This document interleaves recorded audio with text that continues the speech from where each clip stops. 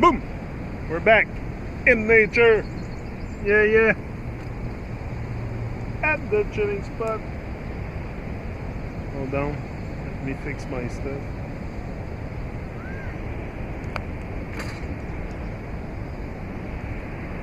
Fire is burning. Fire is burning. It's like an extension to my backyard. Great place. Sit here.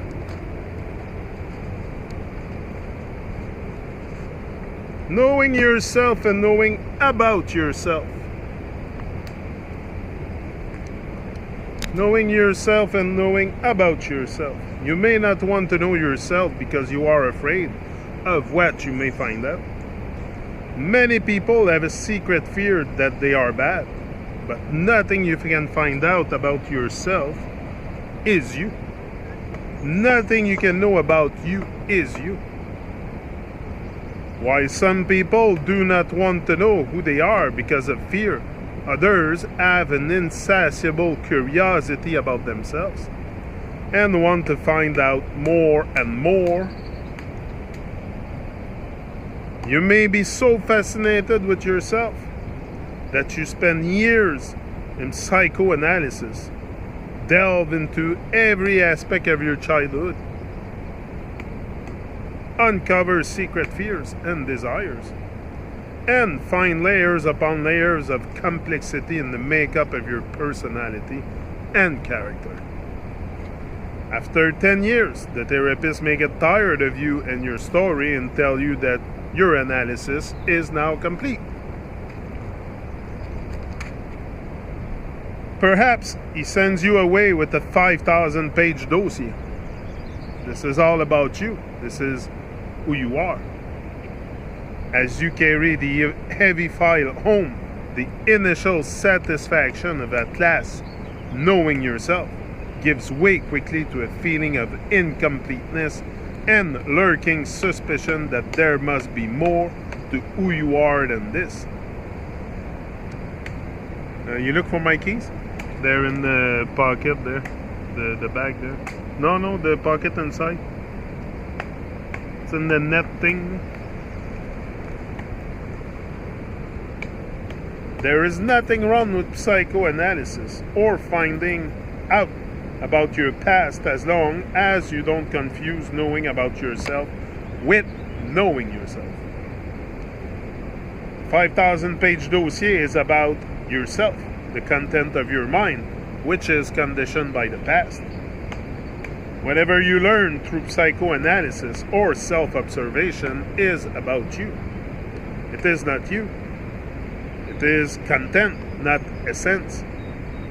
Going beyond ego is stepping out of content. Is stepping out of content. Knowing yourself is being yourself. And being yourself is ceasing to identify with content. Most people define themselves through the content of their lives. Through the content of their lives. Whatever you perceive, experience, do, think, or feel is content. Content is what absorbs most people's attention entirely, and it is what they identify with.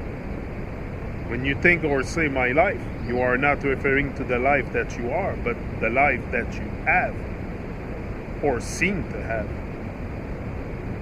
You are referring to content, your age, health, relationships, finances, work, and living situations, as well as your mental, emotional state.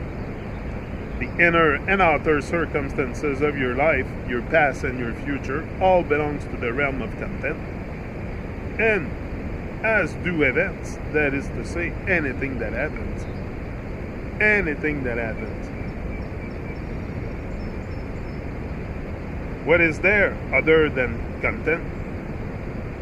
That which enables the content to be the inner space of consciousness. The inner space of consciousness. Chaos and higher order. When you know yourself only through content, you will also think you know what is good or bad for you. You differentiate between events that are good for me and those that are bad. This is fragmented perception of the wholeness of life, in which everything is interconnected, in which every event has its necessary place and function within the totality.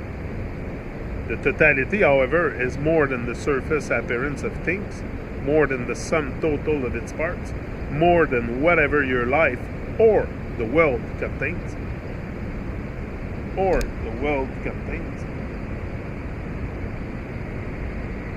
Behind the sometimes seemingly random or even chaotic succession of events in our lives, as well as in the world, lies concealed the unfolding of an higher order and purpose. This is beautifully expressed in the Zen saying, "The snow falls, each flakes in its appropriate place." We can never understand this higher order through thinking about it, because whatever we think about is content, whereas the higher order emanates from the formless realm of consciousness, from universal intelligence. But we can glimpse it, and more than that, align ourselves with it. Which means be conscious participant in the unfolding of that higher purpose. Ha! Boom! When we go into a forest that has not been interfered with by man, our thinking mind will see only disorder and chaos all around us. It won't even be able to differentiate between life good and death bad anymore, since where new life grows out of rooting and decaying matter. Only if we are still enough inside and the noise of thinking subsides can we become aware that there is an hidden harmony here, a sacredness, a higher order in which everything has its perfect place and could not be other than what it is and the way it is. The mind is more comfortable in a landscape park because it has been planned through thought. It has not grown organically. There is an order here that the mind can understand. In the forest, there is an incomprehensible order that to the mind looks like chaos. It is beyond the mental categories of good and bad. You cannot understand it through thought, but you can sense it when you let go of thought. Become still and alert and don't try to understand or explain. Only then can you be aware of the sacredness of the forest. As soon as you sense that hidden harmony, that sacredness, you realize you are not separate from it. And when you realize that, you become a conscious participant in it. In this way, nature can help you become realigned with the wholeness of life. Good and bad. At some point in their lives, most people become aware that there is not only birth, growth, success, good health, pleasure, and winning, but also loss, failure, sickness, old age, decay, pain, and death. Conventionally, these are labeled good and bad, order and disorder. The meaning of people's lives is usually associated with what they term the good, but the good is continually threatened by collapse, breakdown, disorder, threatened by meaningless, and the bad by meaninglessness, and the bad when explanation failed and life ceased to make sense. Sooner or later, disorder will erupt into everyone's life, no matter how many insurance policies he or she has. It may come in the form of loss or accident, sickness, disability, old age, death.